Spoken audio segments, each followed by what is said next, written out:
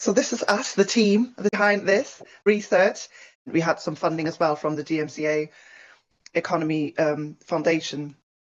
So my name is Cordy Gwilym. I am co-founder of Co-cooperative CIC. I'm a coach, I'm a social worker, and obviously also a tech entrepreneur, can't you tell? Yeah, so I'm Lindsay Lynch, but yeah, I kind of stand to attention if I'm ever given my full title. I'm also a coach and I'm Cordy's trusty sidekick and ally in lots of stuff that we do. Co-founder. I love working in the co-production space, always have done, like sitting alongside somebody really. And that is how we came about kind of creating tech to raise people's power in their own kind of goals and visions. Yes, I'm Rob. I am an R&D producer and a UX researcher, amongst many other hats that I wear. We will have a quick summary of the project, what were our hypotheses going in, what was the structure of the research, and what were the findings. And then finally, obviously, what are we thinking of doing next? Where can we take this from here? So as a summary of the project, from around October, we spoke to several groups of individuals drawn from across therapeutic, social care, and professional contexts. And that first group was a group of 10 counsellors and social workers, many of whom are here. And that was to solicit their expert feedback regarding the MyPower app that we had built. Because we didn't want to take it straight to users without first actually validating the idea with professionals and practitioners in the settings that we were expecting it to be useful for.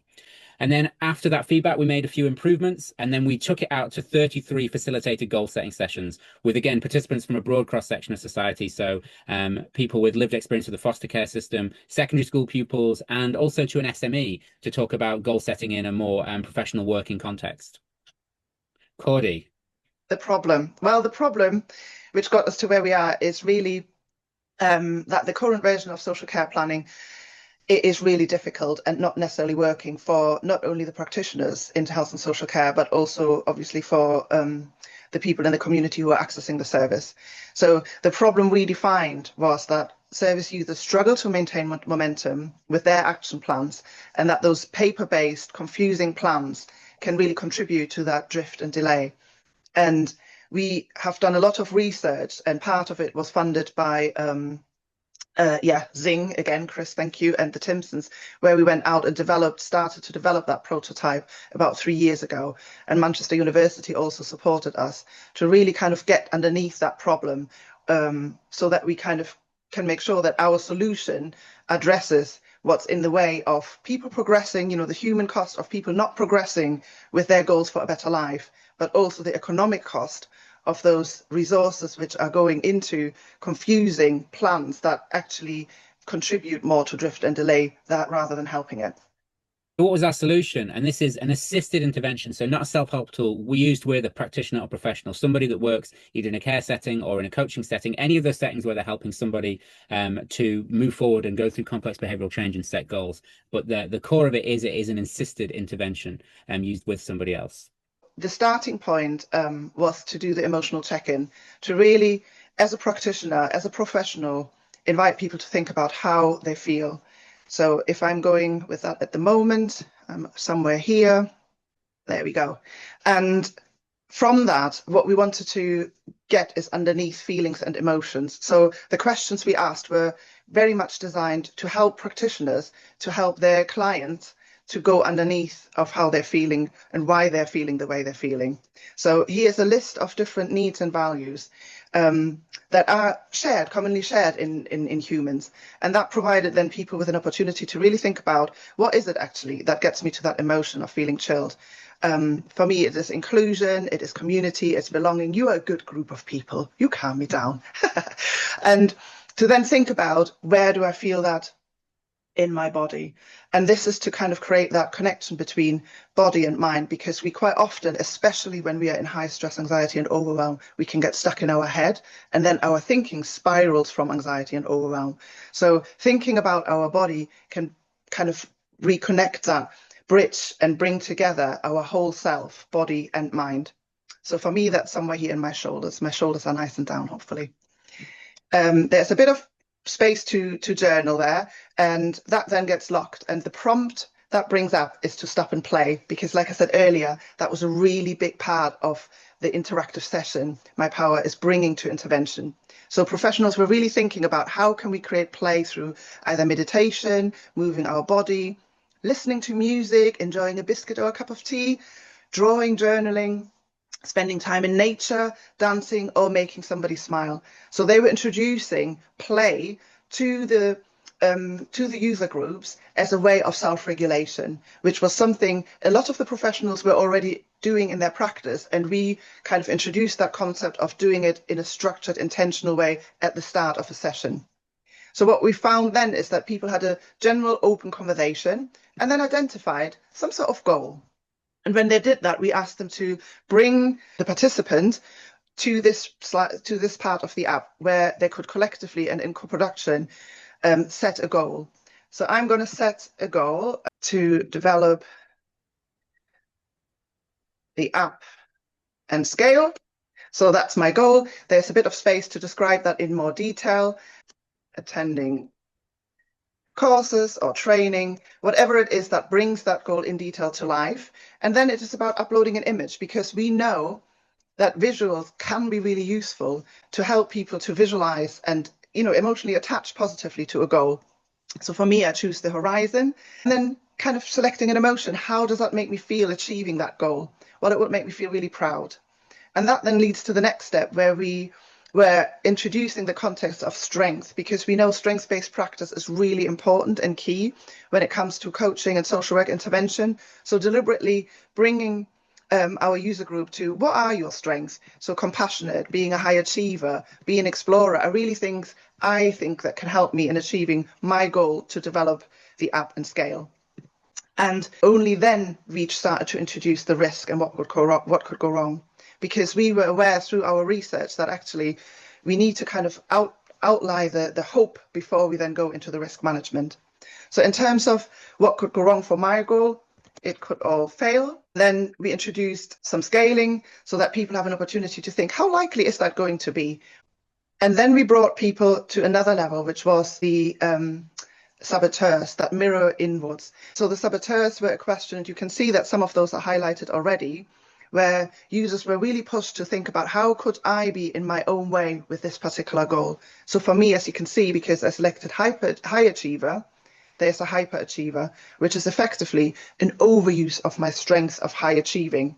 So in stress, anxiety, and overwhelm, I might actually overuse that skill of achieving to become hyper, which then means it becomes really exhausting, unrealistic, and there's a chance of burnout for me. There's also the people pleaser, which comes from having that compassion for other people in heightened state, could mean that I'm starting to people please.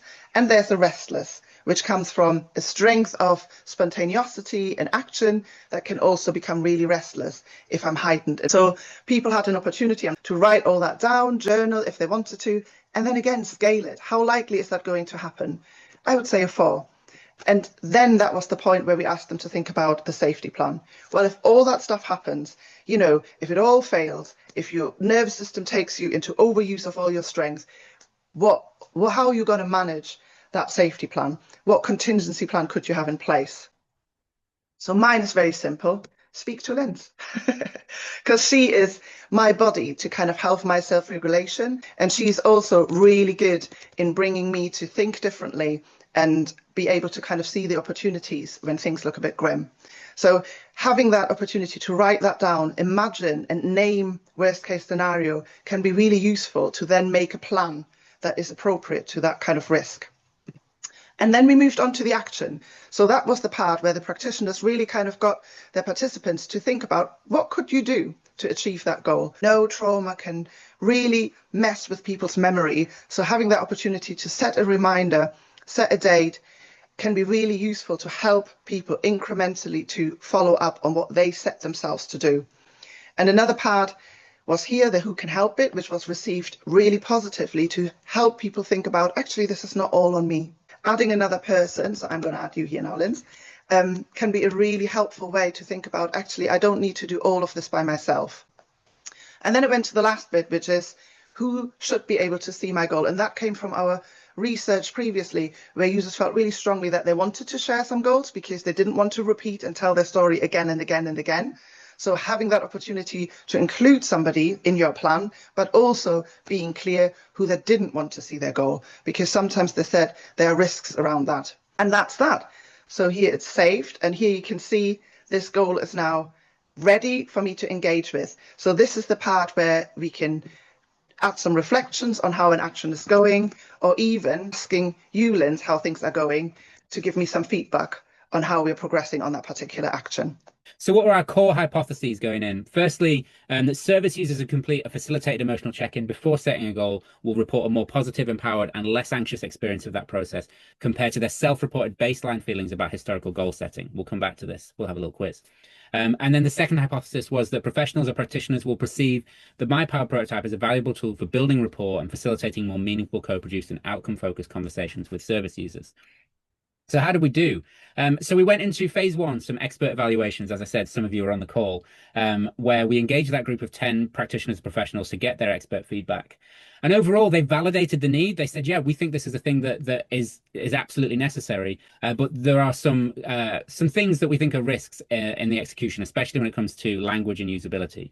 So we got some quotes like, I like the idea of the client owning it. Goals are to be set for a client, then it should be the client that's doing it, not us. And just basically reflecting that the ideas should come from the users because they've got ideas of how to deal with their problems. And that came through across both the counselors and the social workers we spoke to.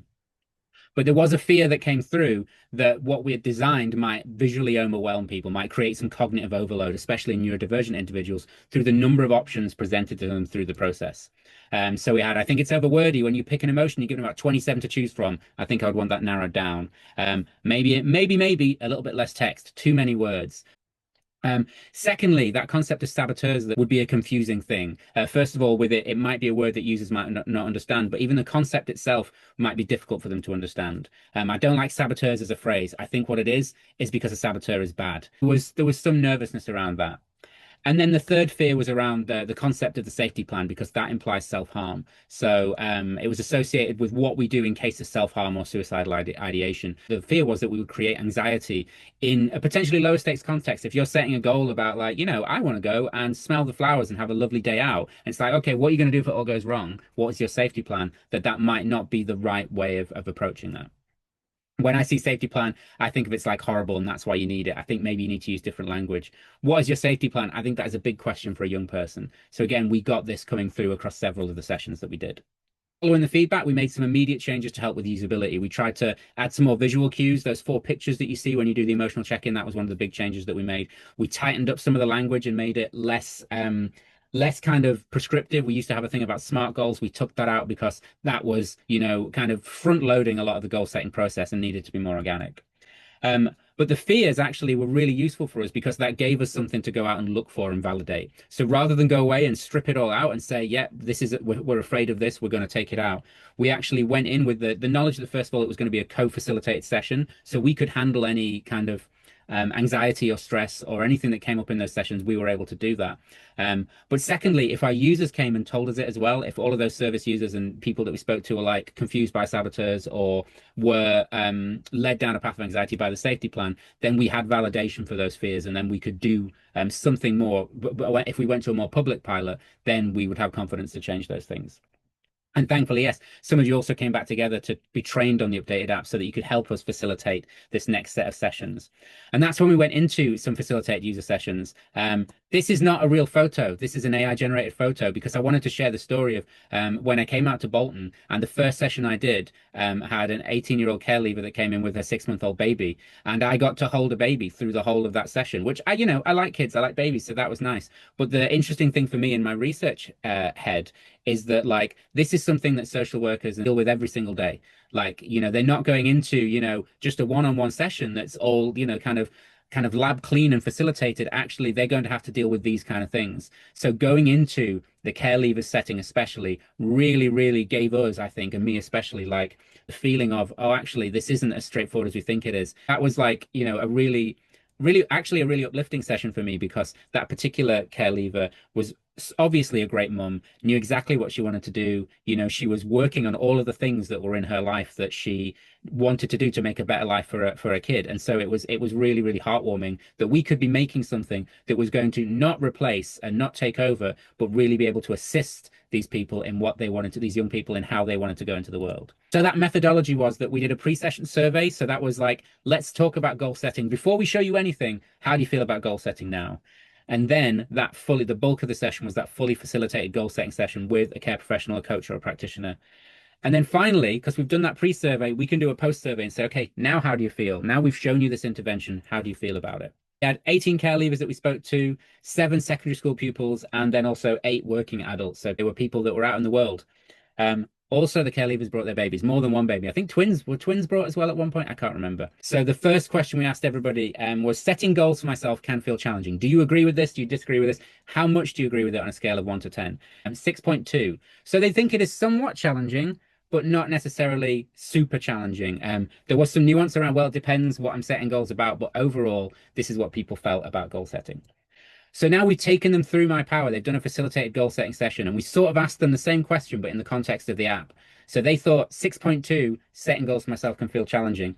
What did they think about setting goals in the app afterwards? Did it increase? Did they think actually this is even harder? Did it decrease? Did they think, oh no, goal setting is not as challenging as I thought it was? 2.1. So their perception of goal setting, the challenge of goal setting, has really reduced through that facilitated session that we've delivered with MyPower.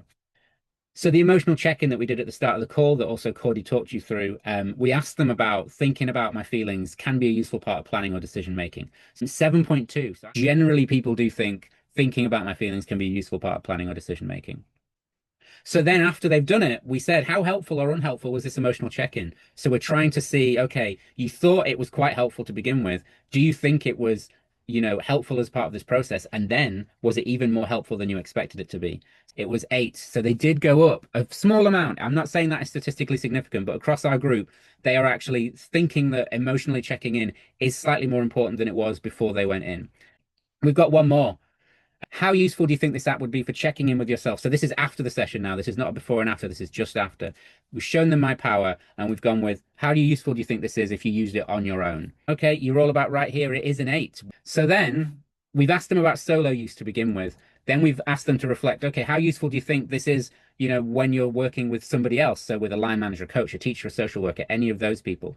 Do they think it goes up? Do they think it goes down? Do they think it's better on their own, or do they think it's better with somebody else? It has crept up a little bit. And anecdotally, we saw that some people revised their score of solo use down so they could fit in a higher score for facilitated use. So there was this feeling that they want the person there with them. They want to have that facilitated session. This human connection adds a little bit more. That's what this signal, that's what this signal tells us. So just to review that, MyPower significantly reduced the perceived challenge of setting goals. I'm very confident on that one. It has knocked it right down. And just going through that one goal setting session has made them feel less anxious about the goals that they are setting. The emotional check-in was perceived as helpful. I'm not as doggedly confident on this one, but again, it's a signal, and that's what we can follow. And again, that solo use case, the fact that it's ranking high as a solo use case is kind of independently good. It says the structure has a lot of value on its own, but the fact that facilitated use is scoring even higher, I think, is really reassuring as well. So our conclusions from this: hypothesis 1. Service users who complete a facilitated emotional check-in before setting goal will report a positive, empowered, and less anxious experience. I think we've validated that quite strongly, especially in that, even just in that first survey check-in, but we've got the comments to show that as well. So I don't know, I feel more positive after doing that. That would actually be good for, like, I don't know, support. I'm going verbatim there. That was a care leaver, so we've kept in all of their little filler bits. It allows you to clearly focus your mind on one specific goal you have in your life from a secondary pupil, and then from one of those working adults. Actually, I can see that's useful because it means I'll probably be more honest with my objective setting. Strong actually about the difference between how you set goals in that working context versus how you set goals at home, which we'll come to. From this care leaver, social work set list, I just memorized. This felt more structured, more organized. And this one as well, about it feeling like a 3-dimensional process. We had this just this very, very generally positive opinion of it as a thing that builds rapport and is meaningful and co-produced. And then yes, them feeling empowered, empowered with their goals, like this secondary pupil, really focusing not just on I want to get a job. It's like I want to see people get better. I want to be the one that makes them get better. It was about being a nurse or a doctor, but actually there was more than that. This ownership of goals again. I feel like I want to do something and pay for it off my own back. The way we saw people own their goals was really, really powerful. The process of them owning it was helping them work their way backwards rather than focusing down here on you need to get a job. It was I want to do this, but in order to do that, I need to get a job. And they were realizing the really core challenges on their own because they owned that goal at the top end of it. I think you really summarized it really, really well, because that's exactly what Linton and I always talked about. It is about people owning their own goal setting, and as a professional and practitioner, allowing that space to happen. And to us, it's really interesting to see how technology, of all things, can play a part in that. Practitioner skills are already there. But I guess what we saw is that there is a potential for technology to offer that third space that allows maybe to help us to be more aware of our own anxieties and stresses and overwhelm, which is maybe especially important for health and social care and also for business, so that we can actually lower that noise. And like you said, working it backwards so that what we need to do in the here and now becomes actually meaningful in the bigger picture. I just loved sitting with people and recognizing how they reflect. And it's not easy. It's not easy for people to do this when we're talking about goals. Lots of times we're on autopilot. I want that. So going in at that level of emotion and feelings and actually seeing a young person do the work, or kind of coming away from it and thinking about it. Or we did the bit that we did with people in the workforce.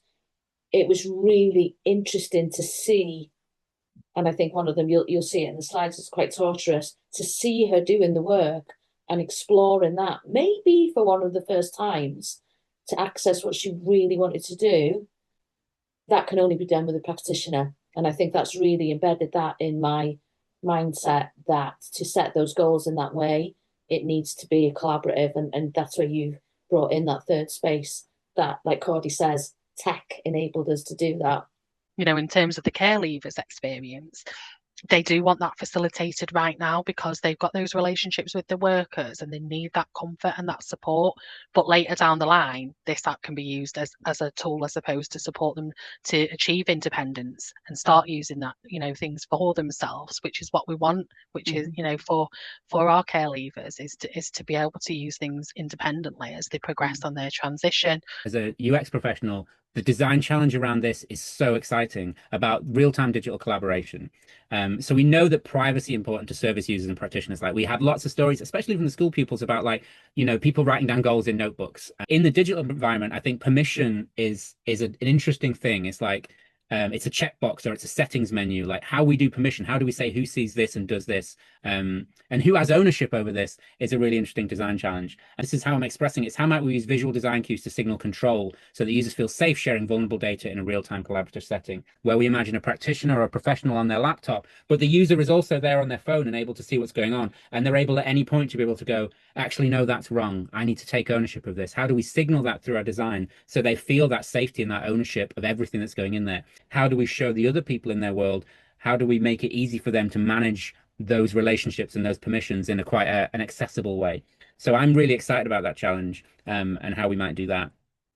The second thing that Cody just mentioned, this third space for objectives, and across both the social care and professional settings, there's this divide between how goals are recorded versus how they're actually lived. This one participant was like, official goals often fail because as soon as it's over, I forget it ever happened, and it's a form-filling exercise. And I definitely felt this in my career before. It's like every 6 months, you've got to go in, you've got to have a conversation, fill in a form, hit submit, and then it's gone for 6 months and you don't think about it again.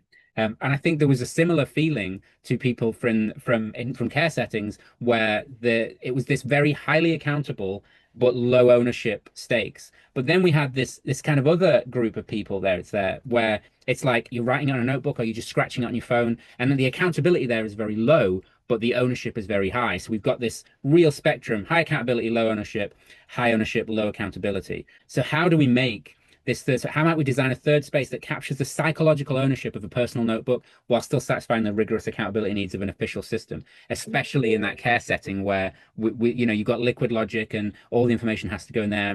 That's a hard thing to think about. But again, we want to try and find a balance between these two things and that space in the middle that does, both things well. And the last point, productive friction, I mentioned it right at the beginning.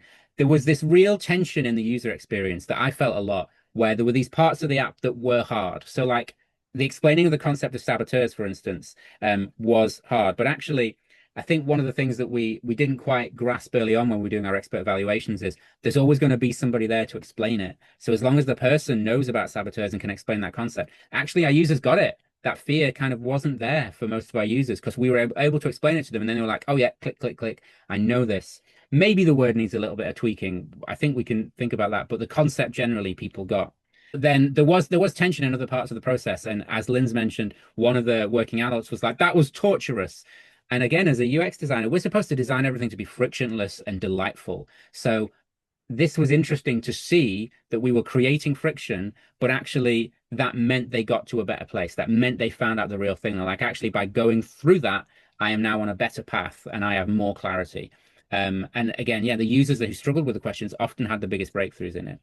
So I think there is this thing about productive friction. How might we design necessary difficulty into the experience to shift users from simply like logging tasks, okay, I'm going to do this, I'm going to do this, to understanding the emotions and behaviors behind them. We've got a really, really good start on this. But as a concept, as a design principle, productive friction feels like a really valuable thing to explore. Oh, look at that. We still got 8 minutes, Cody. I was saying, Well done. Well done. Because part of this is obviously to hear your questions, your comments, your views. It was a lot of information, and a big, massive thank you as well for giving your time, giving your brain power, and challenging us in what we are trying to achieve at the same time, productive friction, as supporting a project which hopefully could make a real difference to people's lived experience of accessing support. Thank you for the clapping hands, by the way, I love it. Without animation, this is part of what we want to do next, is really to think about how can we create this in a playful way. We always had this original strapline, and I keep bringing us back to it, is making complex behavioral change fun. Because yes, it's hard, yes, it's painful, and the paradox of life, and at the same time, that doesn't mean that it can't be enjoyable. So that productive friction, which people use in all other areas of our life, to keep us online, how can we translate that into for good? That things don't become just overwhelming and just difficult, but also enjoyable, exciting, and hopeful. Yes. So tell us, what are you thinking? What are your thoughts? What's on your mind? I mean, it was just so great to see our young people sort of engage within, using the app, and the feedback that we had was so positive. I think I said to you on the day, a few of them have said, so when we get in the app, they really loved it. And I think as well for my practitioners who sat in with their young people throughout the goal setting and seeing them, sort of engage in it, they said, wow, for some of them, we've not seen them engage to that level before, and really go deep into some of their goal setting. And I think for some of them, it just sort of, particularly one of the young people that Rob had spoken about with the baby, I think it gave her a new lease of confidence to share her story. And sort of since doing that, she's come to corporate parenting board with me. Wow. And wanted to share her story to support other young people and show what our service does as well, but also to show how proud she is of where she's come from. So I think, it's been really powerful in that sense. It kind of brought a bit of a community together as well in that respect. It was nice to see the young people engage with each other in between the sessions and so on as well. So we got a lot from it as a service as well. It did seem that the young people felt validated, that they're actually being asked their opinion on something instead of being told what they should think. And I think that you could tell that they genuinely were trying to help and understand. It was nice.